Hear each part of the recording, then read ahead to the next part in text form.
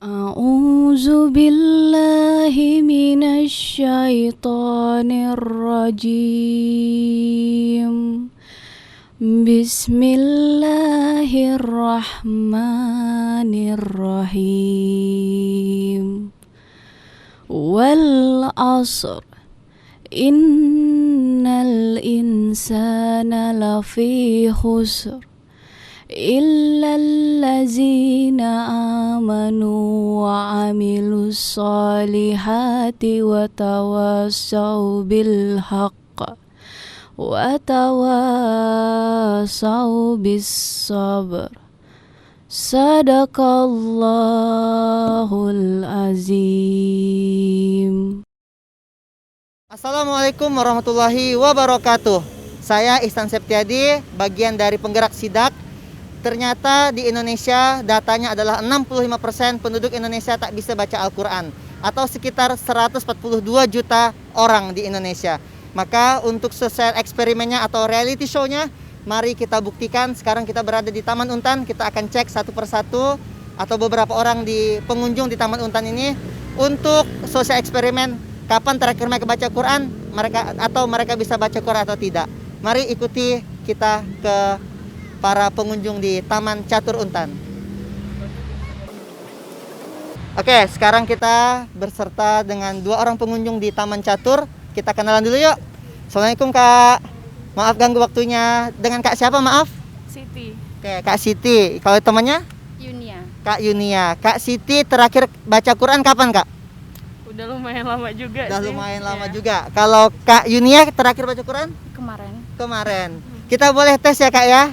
Boleh baca ini Kak dari sini. Auzubillah dulu. A'udzubillahi minasyaitonirrajim. Bismillahirrahmanirrahim. Wa idza qila lahum ta'alau ila ma anzalallahu wa ila rasuli ra'aital munafiqina yasudduna anka sududa. Sadaqallahul azim. Masya Allah, lancar ya Kak ya, walaupun terbata-bata sedikit ya. Karena mungkin tadi udah lama nggak baca Quran ya Kak ya. Kalau tadi Kak siapa? Kak Yunia ya. Boleh Kak dilanjutkan ayatnya Kak, yang agak pendek. Mana nih agak pendek? Inilah ya, ulaikal ladzi. Oke, coba Kak. A'udzubillahi minasyaitonirrajim. Bismillahirrahmanirrahim. Ulaikal ladzina ya'lamullahu ma fi qulubihim fa'arid anhum wa idhum wa qul lahum fi anfusihim qawlan Baligo. Sadaqallahul azim. Oke, kita akan cari lagi pengunjung lainnya dari Taman Catur Untan ini. Mari ikuti saya. Hari ini ingin sedikit bertanya, gitu ya, boleh Kak ya? Terakhir baca Quran kapan Kak? SMA. Bang Ade terakhir baca Quran kapan? Kira-kira SMP. SMP. Iya, SMP. Ya Allah. Masya Allah ya. Iya. Kali bulan puasa. Pas puasa juga. Para pemirsa semuanya, inilah tugas kita semua, karena ada 142 juta orang di Indonesia atau sekitar 65% penduduk muslimnya tidak bisa baca Quran. Maka tugas kita semua untuk membuat Indonesia bisa baca Quran. SIDAK, selamatkan Indonesia dengan Al-Quran, karena satu-satunya jalan keselamatan adalah Al-Quran. Yuk semangat kembali kepada Quran. Saya Ihsan Septiadi, penggerak SIDAK. Assalamualaikum warahmatullahi wabarakatuh. Perjalanan menuju ke Sentabek ini, kalau dari Kabupaten Pontianak, setidaknya membutuhkan waktu sekitar. Video ini menceritakan tentang program Masjid Ismuhu Yahya, di mana Masjid Ismuhu Yahya ini belum selesai pembangunannya, tapi programnya sudah kemana-mana. Di antaranya adalah program wakaf Quran ke perbatasan Indonesia-Malaysia di Sentabeng, Kabupaten Bengkayang.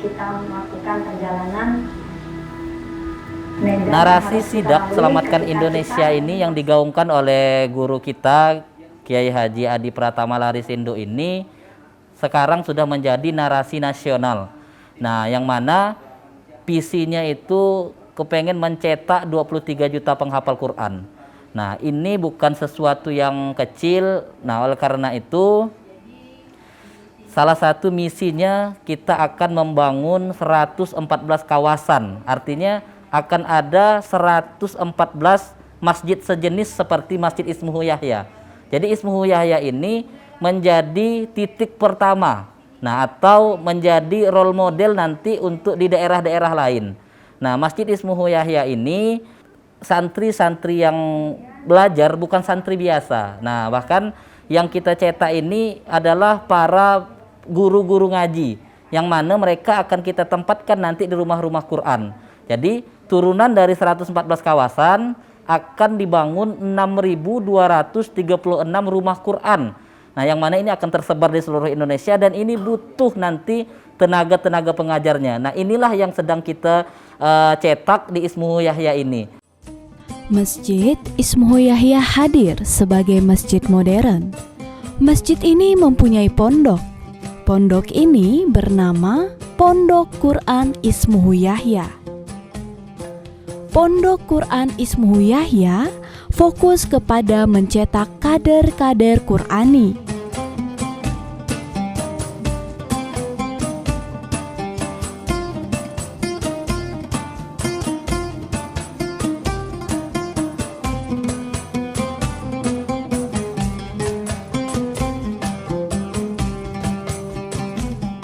Masjid Ismuhu Yahya ini masjid startup. Nah, kenapa disebut dengan masjid startup? Masjid yang dibangun oleh anak muda yang bukan hanya mengandalkan bangunan, tetapi mengedepankan fungsi. Nah, alhamdulillah masjidnya belum jadi, tapi sudah memberikan kontribusi. Nah, mulai dari kita menyantuni orang-orang yang ada di sekitar masjid. Nah, bahkan kita kemarin sempat membantu di daerah perbatasan. Nah, kita juga saat ini mensupport ada 2 pembangunan masjid yang ada di pedalaman, ada yang di Mengkiang, yang ada juga di Sentabeng yang perbatasan Malaysia. Terus kenapa sidak ini mulainya dari masjid? Nah, saya ceritakan sedikit. Tidak ada peradaban besar di dunia ini yang dimulai dari sekretariat, dimulai dari kantor. Peradaban besar itu lahir dari masjid. Nah, kita ngelihat Rasulullah pertama hijrah ke Madinah, yang pertama dibangunnya masjid. Nah, akhirnya dari Masjid Nabawi itu lahirlah peradaban. Nah, dari peradaban itu yang akhirnya menyebarkan Islam ke 2/3 negara. Nah, jadi kalau ditanya kenapa mulainya dari masjid, karena dicontohkan oleh Rasulullah. Nah, karena Rasulullah buat peradaban, dari peradaban Madinah itulah akhirnya Islam tersebar, Al-Quran sampai kemana-mana. Dan ini yang sedang kita contoh, kita buat dari Ismuhu Yahya untuk Indonesia, dari Kalimantan Barat untuk Indonesia, dari Kuburaya untuk Indonesia, insya Allah.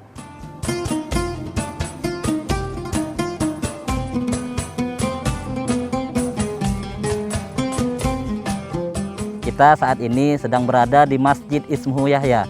Nah, Masjid Ismuhu Yahya ini berada di Komplek Green City Quran di Jalan Parit nomor 2, Desa Parit Baru, Kecamatan Sungai Raya, Kabupaten Kuburaya, Kalimantan Barat. Nah, alhamdulillah masjid ini sedang dalam proses pembangunan. Nah, masjid ini walaupun belum jadi tetapi sudah banyak memberikan kontribusi. Nah, salah satunya sudah ada santri yang menghafal Quran di sini. Nah, kemudian masjid ini sudah berlangsung sholat Jumat ya. Nah, di mana sholat Jumat itu setiap selesai sholat Jumat ada makan-makan. Nah, jadi masjid ini bukan hanya sekedar bangunan tetapi juga fungsi. Nah, alhamdulillah dengan kehadiran Masjid Ismuhu Yahya ini juga memberikan warna baru untuk masyarakat sekitar. Nah, karena kita ikut menyantuni kurang lebih 50 warga sekitar yang sudah kita salurkan setiap bulannya. Nah, kemudian masjid yang belum jadi ini juga saat ini sudah memberikan kontribusi dalam bentuk santri yang mengajarkan ngaji ke 2 desa yang ada di sekitarnya.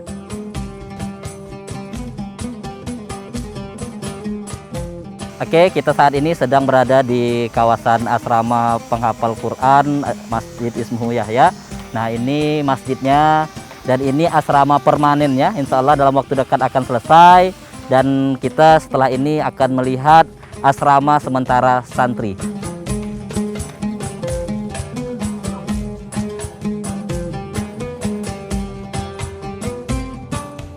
Saat ini kita sedang berada di asrama sementara. Nah, ini ruang tengah yang biasa dipakai oleh santri untuk belajar. Nah, selain biasa kita gunakan masjid, nah kita gunakan juga di ruang tengah ini.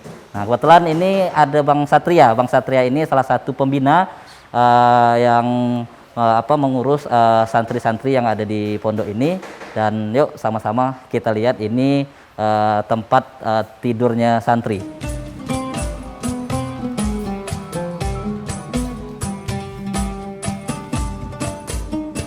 Alhamdulillah ini sudah ada 15 santri yang mukim di sini. Nah, ini baru perdana. Nah, kita berharap semoga dalam waktu dekat ini asrama permanennya jadi sehingga akan ada tambahan buat santri-santri baru berikutnya.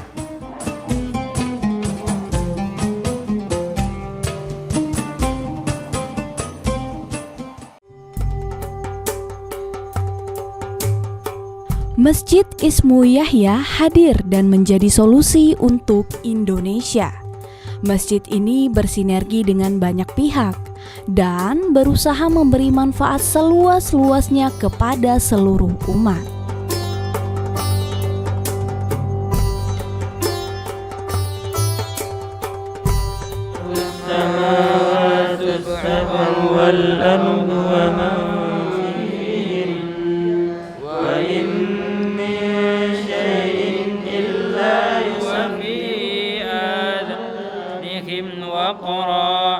وإذا ذكرت ربك في القرآن وحده ولوا على أدبارهم نفورا.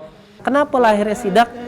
Sesuai dengan ayat Qur'annya di surah Toha, surah 20 ayat 124, ada orang-orang yang berpaling dari peringatan Allah. Apa peringatan Allah? Quran, kalamnya Allah. Maka janjinya Allah, orang-orang itu akan disempitkan hidupnya.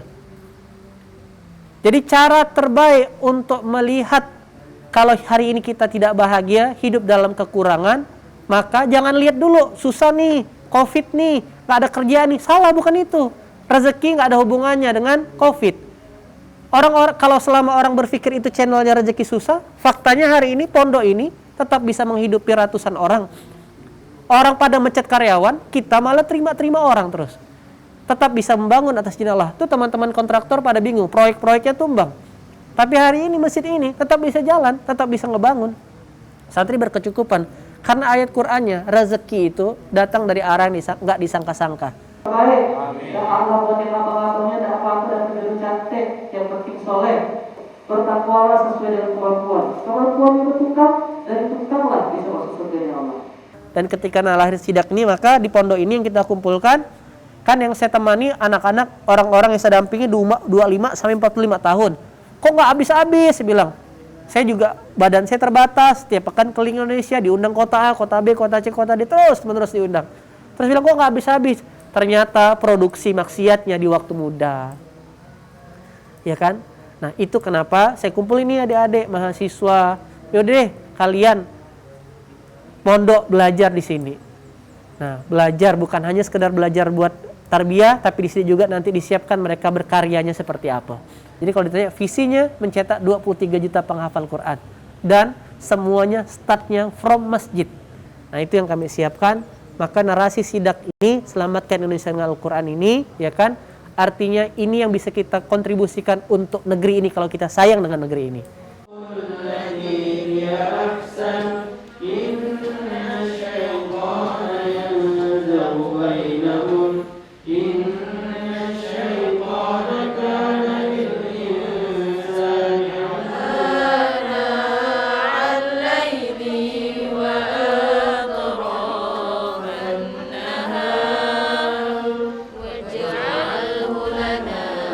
Insya Allah, ya kan, yang kita lakukan hari ini, mengajak berkolaborasi dengan seluruh penggiat-penggiat Quran, ngajakin teman-teman. Nah, qadarullah hari ini sudah, kalau menurut data ya kan, total penghafal Quran yang sudah kita berikan manfaat dalam gerakan charity level 1, yaitu gerakan infak beras, itu sudah lebih dari 402.000 penghafal Quran seluruh Indonesia di 81 kota. Terus itu charity-nya. Nah, kita upgrade lagi yang sedang kita fokuskan menghafal Quran, ya kan? Nah, kita akan buat ini. Jadi hari ini nih permintaan untuk orang mengaji banyak sekali. Tetapi kita keterbatasan dari guru-guru ngaji. Karena zaman sekarang beda dengan zaman dulu. Kalau zaman dulu murid yang mendatangi guru ngaji. Nah, karena hari ini degradasi zaman, pertarungan informasi, godaan yang sangat tinggi, maka tugas kita, kalau bahasa guru saya, make Quran come to people, buat Quran datang ke orangnya. Maka kalau kalian lihat di belakang ini, mereka adalah bukan santri biasa, mereka adalah mahasiswa-mahasiswa yang punya prestasi di kampusnya, punya excited ngajar ngaji, dan mereka yang kita boardingkan di sini untuk belajar leadership dan tentang retorika dakwah, cara menyampaikan Quran yang benar, sehingga Quran itu jadi menyenangkan. Karena sejatinya belajar Quran itu menyenangkan dan tak habis-habis ya sebenarnya kawan-kawan. Karena itu fitrahnya manusia.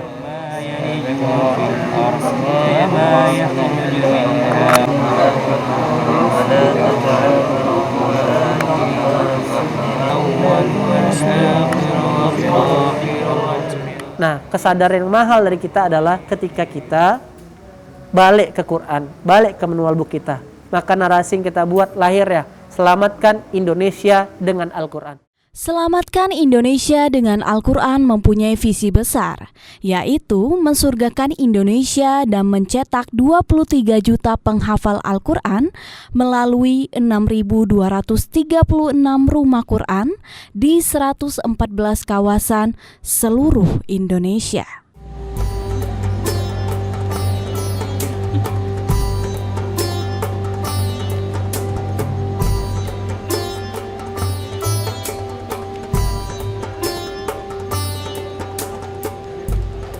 Bagaimana kita mau mengajarkan orang lain kalau kita tidak belajar?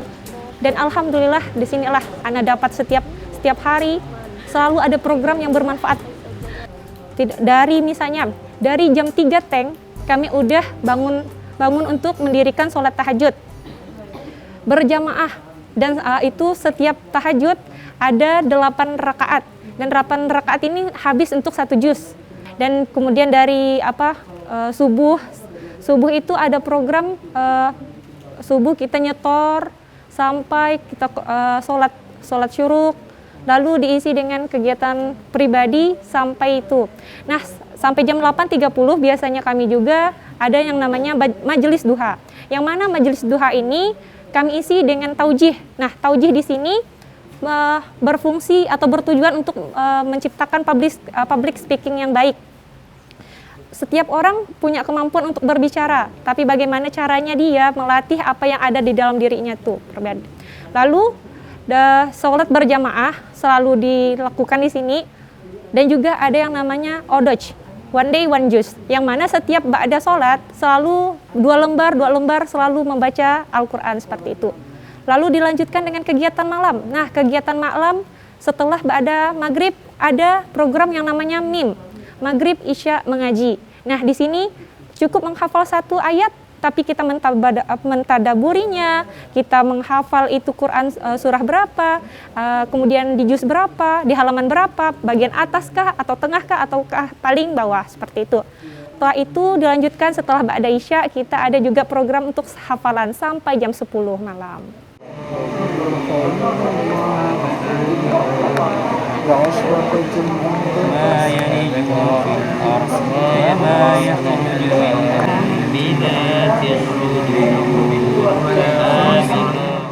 Jadi di sini kami terjadwal dan terstruktur dalam pelajaran Al-Quran dari jam 6 sore sampai jam 6 pagi atau waktu syuruk. Adapun kegiatan yang pertama, kegiatan menghafal Al-Quran itu dengan cara hafal dan menyetorkannya.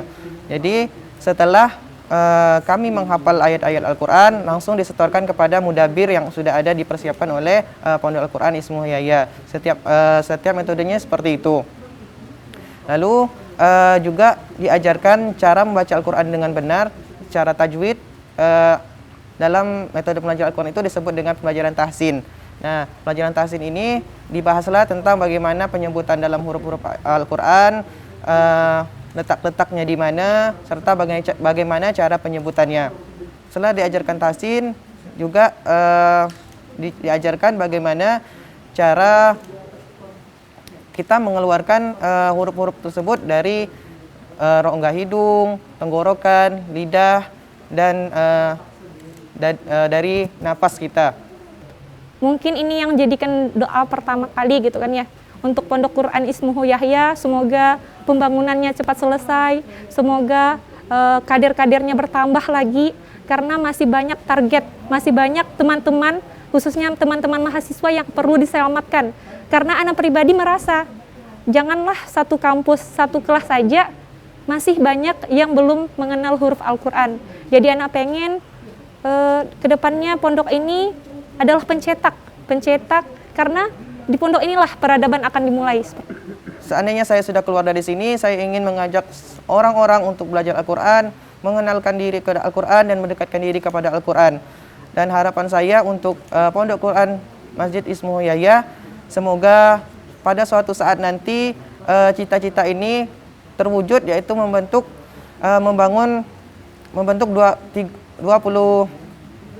23 juta penghafal Al-Quran dan membangun 6.236 rumah Quran satu doa di 114 kawasan. A'udzu billahi minasyaitonir rajim.